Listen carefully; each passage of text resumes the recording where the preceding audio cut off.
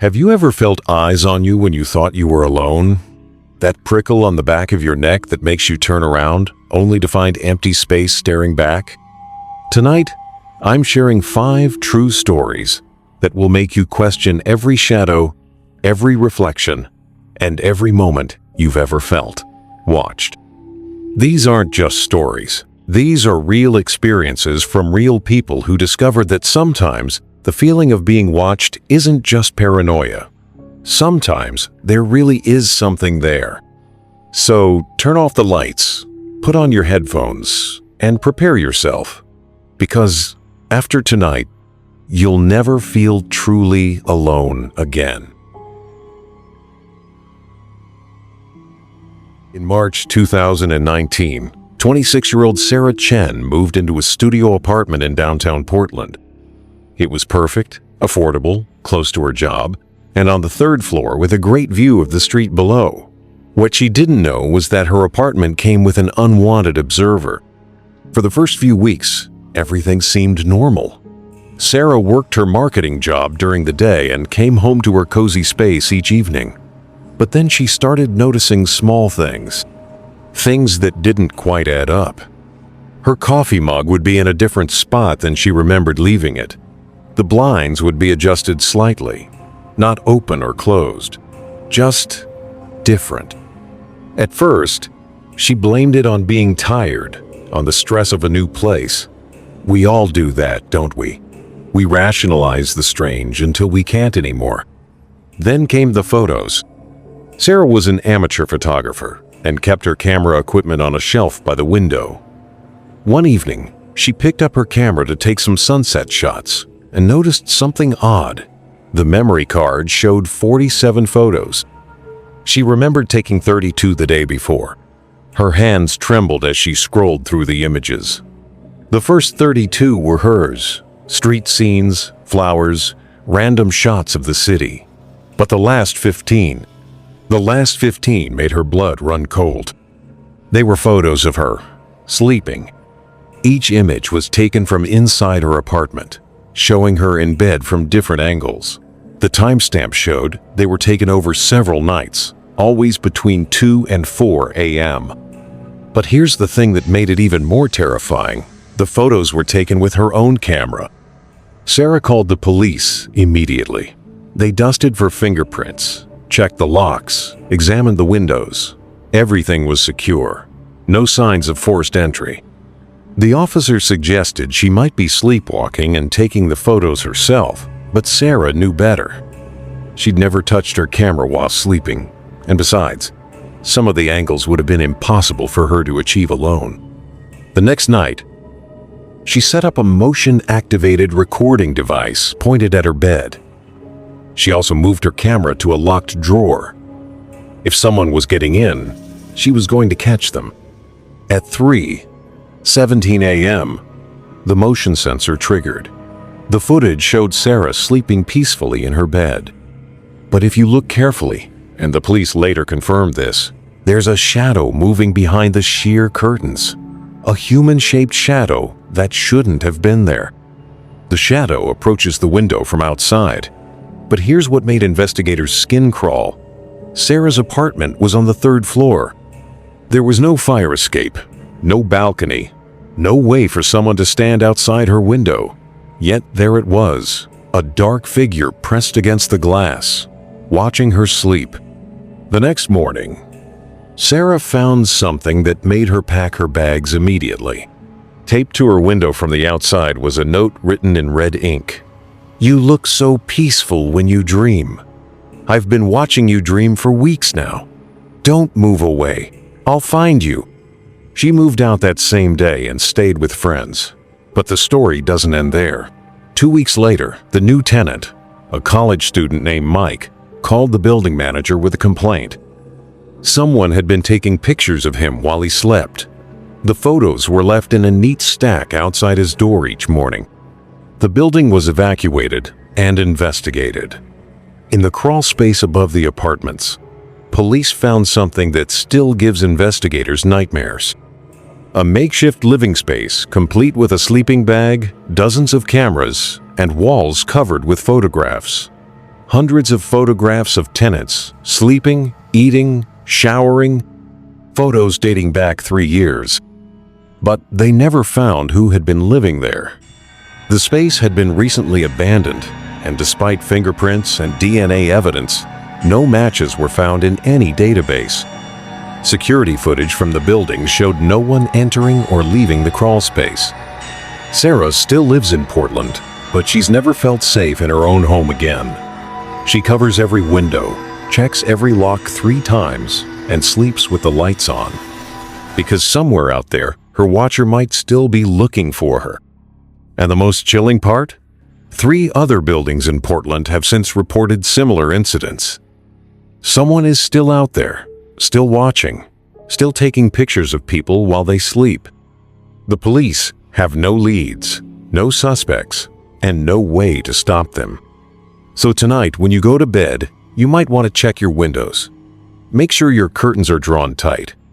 And maybe, just maybe, you should check your camera roll.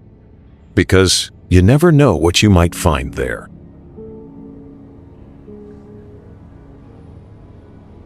Running had always been Emma Rodriguez's escape. After long days as a nurse in Chicago, she'd lace up her shoes and hit the trails in the nearby Boose Woods Forest Preserve. It was her sanctuary, her place to think and unwind.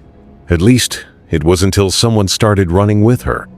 It began in September 2020. Emma had been jogging the same 5-mile loop for 2 years, always taking the trail that wound deep into the forest. She knew every turn, every hill, every fallen log along the path. So when she started hearing footsteps behind her, she noticed immediately. At first, she thought it was just another jogger. The preserve was popular, especially in the early evening when she preferred to run. But when she slowed down to let them pass, the footsteps slowed too. When she sped up, they matched her pace exactly. Emma stopped and turned around. The trail behind her was empty. She shrugged it off and continued her run, but the feeling of being followed persisted. Every few minutes, she'd hear the soft thud of running shoes on dirt, always about 20 feet behind her. But every time she looked back, there was nothing there. This went on for weeks. The phantom footsteps became a regular part of her evening routine. She started timing them. They would begin exactly 1.2 miles into her run, right where the trail curved away from the parking area and disappeared deep into the woods. They would continue until she reached the halfway point, then stop abruptly. Emma told her boyfriend, Marcus, about the strange experiences. He suggested she run with a friend or change her route, but Emma was stubborn. She'd been running these trails for years. She wasn't going to let some weird coincidence drive her away from her favorite spot. That was her first mistake. On October 15th, Emma decided to solve the mystery once and for all. She brought her phone and started recording audio during her run. If there really were footsteps, she was going to capture them. The recording is chilling. You can hear Emma's steady breathing, her footsteps on the trail. Then, at the 1.2-mile mark, they start. Clear as day, the sound of someone running behind her. But listen carefully, and you'll notice something that made investigators' blood run cold. The footsteps weren't quite right. They were too light, too soft, and they had an odd rhythm, not quite matching the pattern of human running. It was like someone was trying to mimic the sound of jogging but didn't quite understand how it should sound. Emma stopped running and held her breath, letting the recording continue. The footsteps stopped too. In the silence, you can hear her whispered voice. "Hello? Is someone there?" Then, clear as day, a voice responds from somewhere in the trees. "Keep running, Emma. You're doing so well." The voice knew her name. Emma ran faster than she'd ever run in her life, crashing through branches and leaping over logs until she reached her car. She drove straight to the police station with the recording. The officers were skeptical until they heard the audio. They organized a search of the forest the next day, focusing on the area where Emma heard the voice. What they found defied explanation. Hidden in a dense thicket about 50 yards from the trail was a small clearing that looked like it had been used as a campsite. There was no tent or obvious shelter, but the ground was worn smooth in a perfect circle, as if someone had been walking around and around in the same spot for hours at a time. More disturbing were the trees. Carved into the bark of several oak trees were tally marks, hundreds of them, organized in groups of 5. When investigators counted them up, they totaled 847. If each mark represented one day, someone had been camping in those woods for over 2 years. But the most unsettling discovery was a notebook buried in a plastic bag near the center of the clearing. The pages were filled with detailed observations written in neat handwriting. Emma, 5, 30 p.m., blue Nike shirt, ponytail bouncing, pace, 8 minutes per mile, beautiful form, she doesn't know I'm here. Emma, 5, 45 p.m., red running jacket, hair in braid. She looked back 3 times today, getting suspicious, must be more careful. Emma, 6, 0 p.m., black leggings, white top. She stopped to tie her shoe at mile 2.3. Such graceful movements. She would be perfect. The entries went back 18 months.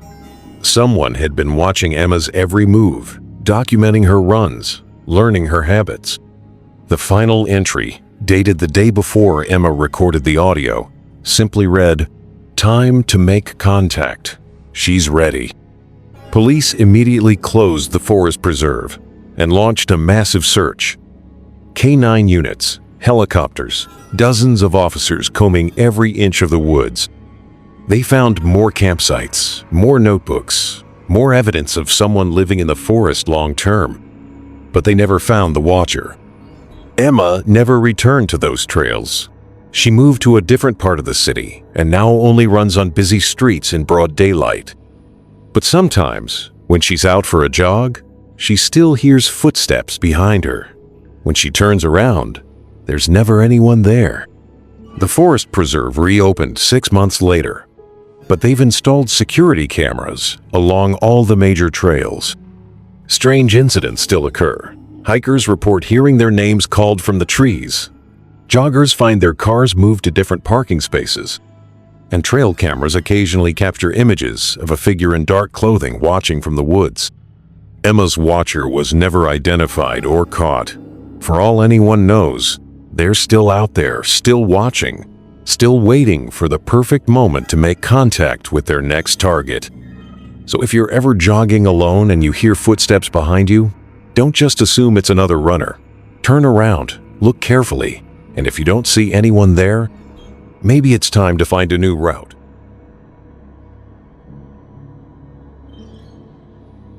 Some of the most terrifying experiences happen in the most ordinary places.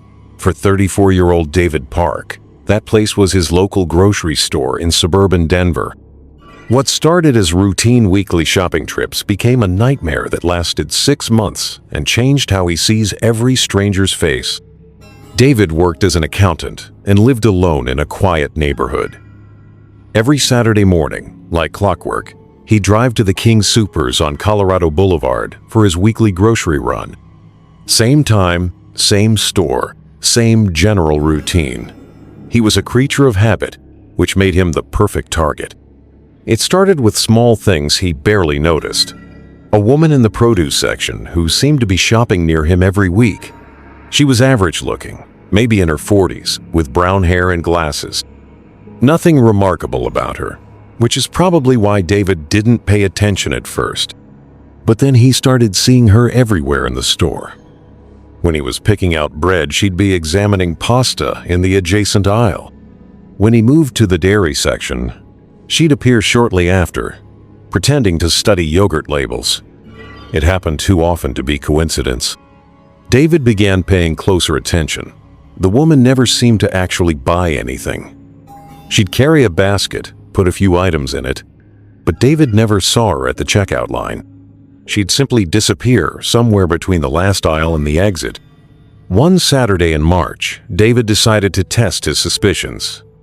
Instead of following his usual route through the store, he deliberately went down every aisle in reverse order.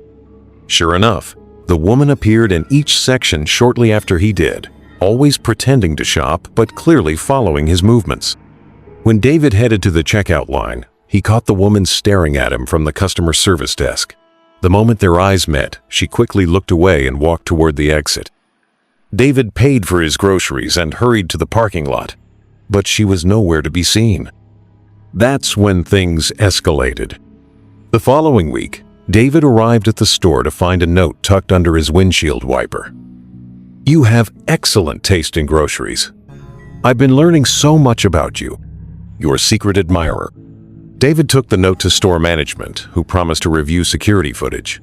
They confirmed that a woman matching David's description had been seen in the store during his shopping times for several weeks. But they couldn't identify her. She always paid with cash and never used a loyalty card. David started varying his shopping schedule, going at different times and different days. It didn't matter. Somehow, she always knew when he'd be there. If he went Tuesday evening, she'd appear in the frozen food section. If he tried Sunday afternoon, she'd be browsing magazines near the entrance when he walked in. The notes continued, appearing on his car every time he shopped. They became increasingly personal and disturbing. "I love how you always smell the cantaloupes before choosing one. Such careful hands. You buy a lot of frozen dinners. You must be lonely. I could cook for you. I followed you home last Tuesday. Your house looks cozy. I'd like to see the inside." That last note made David call the police. They filed a report and increased patrols in his neighborhood, but there wasn't much they could do. The woman hadn't technically threatened him, and she was careful never to approach him directly or set foot on his property. David installed security cameras around his house and started shopping at different stores across the city. For 2 weeks, everything seemed normal. No mysterious woman, no notes, no feeling of being watched. He started to relax, thinking maybe she'd given up or found someone else to obsess over. He was wrong. On a rainy Thursday evening in April, David was shopping at a Whole Foods 15 miles from his usual store. He was in the organic produce section when he heard a familiar voice behind him. "The organic apples are much better here than at King Soopers, don't you think?" David spun around. There she was, smiling at him like they were old friends. Up close, she looked ordinary, the kind of person you'd pass on the street without a second glance. But her eyes were wrong. Too intense, too focused, like she was memorizing every detail of his face. "I'm sorry. Do I know you?" David asked, though his heart was pounding. "Oh, we haven't been properly introduced," she said, extending her hand. "I'm Carol. I feel like I know you so well already. You're David Park. You live at 1247 Maple Street. You work at Henderson Associates downtown, and you have a scar on your left knee from a childhood bicycle accident." David stepped back, horrified. She knew details about him that weren't public information. "How do you know all that?" Carol's smile widened. "I've been watching you for months, David. Learning about you.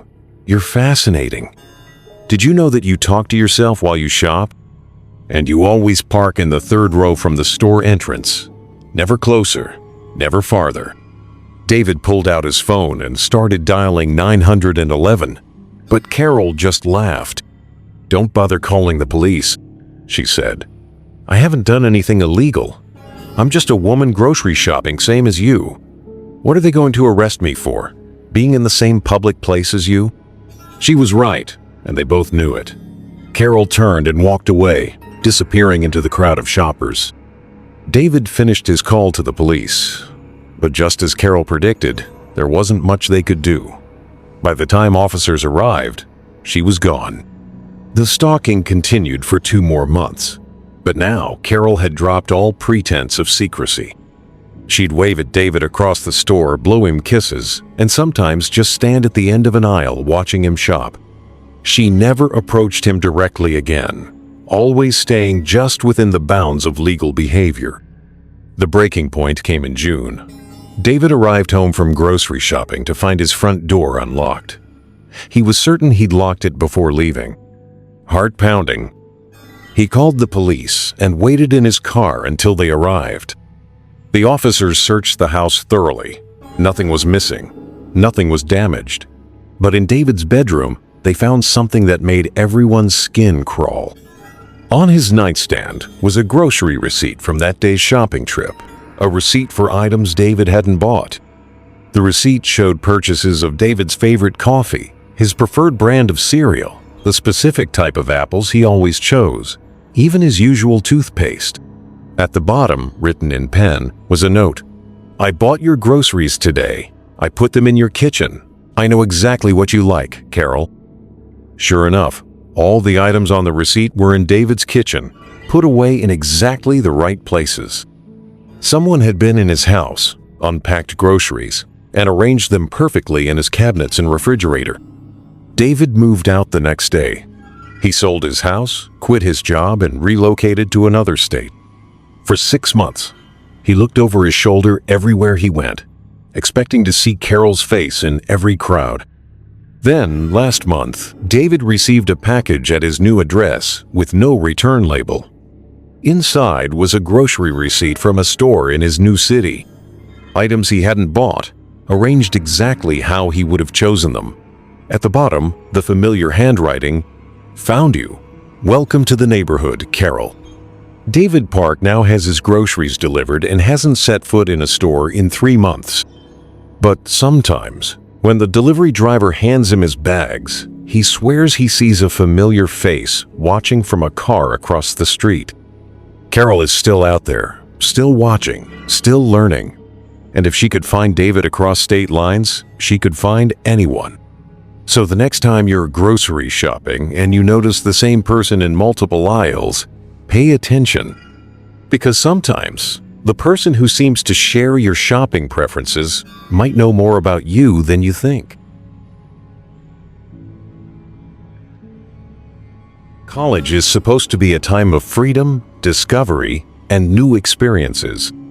For 19-year-old Jessica Martinez, a sophomore at Northern Illinois University, it became 6 months of terror that ended with a revelation so disturbing, it still makes campus security officers lose sleep. Jessica lived in Grant Tower North, a co-ed dormitory popular with upperclassmen. Her room was on the 7th floor with a great view of the campus quad. She was studying pre-med, had a solid group of friends, and was excited about her future. Everything in her life was going according to plan until she started noticing the man in the window. It began in late September 2018.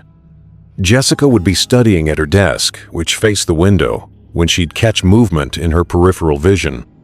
Across the quad, in Stevenson Hall East, someone would be standing at a window, looking in her direction. At first, she didn't think much of it. College students were always at their windows, talking on phones, looking at the weather, taking breaks from studying. But this was different. This person wasn't just at the window, they were clearly watching her room. Jessica started paying closer attention. Every evening around 8 p.m., a figure would appear at the same window on the 4th floor of Stevenson Hall. They'd stand there motionless for hours, just watching. Jessica could make out that it was a man, but the distance made it impossible to see his face clearly. She mentioned it to her roommate Amy, who laughed it off. "Jess, you're being paranoid. Maybe he has a crush on you. Just close the blinds if it bothers you." But Jessica didn't want to close the blinds. She loved the natural light and the view of campus. Besides, she reasoned, she was in her own room. Why should she have to hide? The watching continued for weeks. Jessica began documenting the times 8:07 p.m. on a Tuesday, 8:15 p.m. on a Wednesday, 8:03 p.m. on a Friday. He was always there within a few minutes of 8 p.m., and he'd stay until sometime after midnight when Jessica would finally go to bed. Then things got more personal. One evening in October, Jessica was video chatting with her boyfriend who attended a college in California. They were having an intimate conversation when she noticed the man in the window had something in his hands. She squinted and realized with horror that he was holding binoculars pointed directly at her. Jessica immediately closed her laptop and pulled down the blinds. She was shaking as she called campus security to report the incident. The officer who responded was sympathetic but explained that watching someone from a public window wasn't technically illegal, especially if both parties were in their own dorm rooms. "But he had binoculars," Jessica insisted. "He was spying on my private conversation." The security officer promised to look into it and suggested Jessica keep her blinds closed in the evening. It wasn't the response she was hoping for, but what else could she do? Jessica kept the blinds closed for a week, but the feeling of being trapped in her own room was suffocating. Against her better judgment, she started opening them again, telling herself the man had probably moved on to someone else. He hadn't. The moment Jessica's blinds went up, the figure reappeared in Stevenson Hall. But now, he was more brazen. Instead of just standing and watching, he would wave at her. When Jessica would quickly close the blinds, he'd flash the lights in his room on and off repeatedly. The psychological games continued for another month. The man started appearing at different windows in the building, always on floors that gave him a clear view into Jessica's room. Sometimes he'd be on the 3rd floor, sometimes the 5th, once even on the roof. It was like he had access to the entire building. Jessica's grades began to suffer. She couldn't concentrate on studying because she constantly felt eyes on her. She started spending most of her time in the library or at friends' rooms, anything to avoid being in her own space. The final straw came on a cold November evening. Jessica was in her room working on a paper when her phone buzzed with a text from an unknown number. "You look beautiful when you concentrate. That blue sweater is my favorite." Jessica was wearing a blue sweater. She ran to the window and looked across the quad. The man was there, and he was holding up his phone, clearly having just sent the message. Jessica called campus security immediately, but by the time officers arrived, the man was gone. However, this incident finally gave them something concrete to investigate: a phone number. The number was traced to a prepaid phone purchased with cash, but security footage from the store showed the buyer, a man in his 30s with dark hair and glasses. More importantly, he was wearing a Northern Illinois University employee ID badge. Campus security launched a full investigation. They reviewed keycard access logs for Stevenson Hall and found something disturbing. Someone had been using a master key to access the building after hours, moving between floors and using different rooms. The key belonged to Marcus Webb, a 32-year-old night janitor who had worked for the university for 3 years. When they searched his apartment, they found a shrine dedicated to Jessica, dozens of photos taken with a telephoto lens, printouts of her class schedule, copies of her assignments retrieved from trash cans, and detailed notes about her daily routine. But the most disturbing discovery was in Marcus's work locker. Along with the usual cleaning supplies, they found a collection of keys that opened every dorm room in Grant Tower North.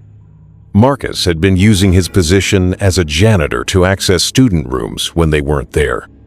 When investigators checked the electronic lock records for Jessica's room, they found that someone had entered it 17 times over the past 2 months, always when Jessica was in class or at meals. Marcus had been in her room, going through her belongings, learning her schedule, and setting up his surveillance routine. The search of Jessica's room revealed hidden cameras in the smoke detector and behind her mirror. Marcus had been watching her 24/7, not just from across the quad, but from inside her own room. Marcus was arrested and eventually pleaded guilty to stalking, breaking and entering, and invasion of privacy. He was sentenced to 8 years in prison, but the damage to Jessica was already done. She transferred to a different college the following semester and still struggles with anxiety and paranoia. She covers all cameras on her devices, checks every room for hidden cameras, and never leaves her blinds open after dark. The most chilling part of the investigation came when police interviewed other students in Grant Tower North. Over a dozen female students reported feeling watched, finding their belongings moved slightly, or having the strange sensation that someone had been in their rooms. Marcus had been systematically targeting multiple victims for years. Jessica's case led to a complete overhaul of campus security protocols. Master keys are now tracked electronically. Background checks for employees are more thorough, and students are educated about the signs of surveillance and stalking. But for Jessica, the damage was permanent. She still receives therapy for PTSD and hasn't felt truly safe in her own space since that night she got the text message. Marcus Webb is scheduled for release in 2027. Jessica has been notified and has already made plans to move to a different state before his release date. Because even behind bars, she knows he's probably still thinking about her, still watching her in his mind, still planning for the day when he gets out. The man in the window turned out to be much closer than anyone imagined. And for students living in dorms across the country, Jessica's story serves as a terrifying reminder that sometimes the person watching you has keys to your room. The suburbs are supposed to be safe. Tree-lined streets, friendly neighbors, the kind of community where people know each other and look out for one another. For the residents of Maplewood Drive in Riverside, California, that sense of security was shattered in the summer of 2021 when they discovered that someone had been watching them all along. It started with Rebecca Walsh, a 42-year-old teacher who lived at 1156 Maplewood Drive with her husband Tom and their 2 young children. Rebecca was the kind of person who noticed details, which is probably why she was the first to realize something was wrong. In June 2021, Rebecca started finding things in her yard that didn't belong there. Small things at first: a coffee cup that wasn't theirs, a magazine they hadn't ordered, a child's toy that her kids insisted wasn't theirs. She assumed neighbors' items had blown over in the wind or been dropped by passers-by. But then she found the notebook. It was a small spiral-bound notebook, partially hidden under the bushes by her front porch. Rebecca almost threw it away, thinking it was litter, but something made her open it first. What she saw inside made her hands shake. The notebook contained detailed observations about her family, written in neat handwriting. Rebecca leaves for work at 7:23 a.m. every Tuesday, takes coffee in a blue travel mug, wears her hair in a ponytail when she's running late. Tom mows the lawn every other Saturday morning, uses the riding mower for exactly 47 minutes, always wears the red Cardinals hat. The children play in the backyard between 4:30 and 5:15 p.m. on weekdays. The boy, Alex, age 8, likes to climb the oak tree. The girl, Emma, age 6, always brings her stuffed rabbit outside. The entries went back 6 months. Someone had been watching her family's every move, documenting their routines, learning their patterns. But who? And why? Rebecca showed the notebook to Tom, who immediately called the police. The responding officer, Detective Maria Santos, took the notebook seriously. She'd seen stalking cases before, but this level of detailed surveillance was unusual. "Has anyone in your family noticed anything strange recently?" Detective Santos asked. "Anyone following you, unfamiliar cars in the neighborhood? People who seem to be paying too much attention?" Rebecca and Tom looked at each other. Now that they thought about it, there had been small incidents. Rebecca had noticed the same jogger on her street several mornings in a row. Unusual because Maplewood Drive was a dead end with no through traffic. Tom had seen a white sedan parked across the street on multiple occasions, always with someone sitting in the driver's seat. Detective Santos advised them to be extra vigilant and to call immediately if they noticed anything suspicious. She also suggested they inform their immediate neighbors about the situation. That's when the case exploded. When Rebecca knocked on doors to warn her neighbors, she discovered she wasn't the only one being watched. Linda Chen at 1148 Maplewood Drive had found similar notebooks in her yard over the past month. The Johnsons at 1162 had discovered someone had been going through their garbage, carefully sorting and examining their discarded mail and personal items. Most disturbing was what Margaret Torres at 1154 had to report. She lived alone and had recently started feeling uncomfortable in her own home. Items would be moved slightly, a book left open to a different page, the TV remote in a different spot, her coffee mug turned to face a different direction. Margaret had assumed she was being forgetful, but after hearing about Rebecca's notebook, she did a thorough search of her property. Hidden in her garden shed, she found a collection of her personal belongings that she thought she'd lost. A scarf that disappeared from her car, reading glasses she'd been looking for, even a photo from her mantelpiece. Detective Santos organized a meeting with all the affected families. As they compared notes, a terrifying pattern emerged. Someone had been systematically watching at least 6 families on Maplewood Drive for months, learning their routines, collecting their belongings, and gradually escalating their surveillance. The notebooks revealed an obsessive level of detail. Margaret leaves her kitchen window open every night. Easy access. She's a sound sleeper. The Johnsons' dog barks at strangers but ignored me Tuesday night, getting comfortable with my presence. Rebecca's children walk to school alone on Wednesdays when Tom travels for work. Vulnerable. The final entry in one notebook was the most chilling. They're all so predictable, so trusting. Time to move to Phase 2. Police immediately increased patrols in the neighborhood and advised all residents to install security systems. They also began a forensic analysis of the notebooks and collected belongings, looking for DNA evidence or fingerprints. The breakthrough came when they analyzed the paper used in the notebooks. It was an unusual type of grid paper, typically used by architects and engineers. Cross-referencing local businesses that sold this specific paper led them to Blueprint Supply on Main Street. The store's security footage showed a regular customer who matched the physical description witnesses had given of the suspicious jogger and sedan driver. He was a tall, thin man in his 40s who always paid cash and never provided contact information. Store employees remembered him because he was friendly and chatty, often asking questions about the neighborhood where the store was located. He'd mentioned several times that he was doing research projects about local communities. But identifying him was only half the battle. Police still needed to find him. The case broke when Margaret Torres called 911 at 2:30 a.m. on July 15th, 2021. She'd been woken by a sound in her kitchen and discovered a man standing at her sink, calmly washing dishes that she'd left from dinner. "Don't be afraid," he said when he saw her. "I'm just helping out. You shouldn't leave dirty dishes overnight. It attracts insects." Margaret screamed and ran to a neighbor's house to call for help.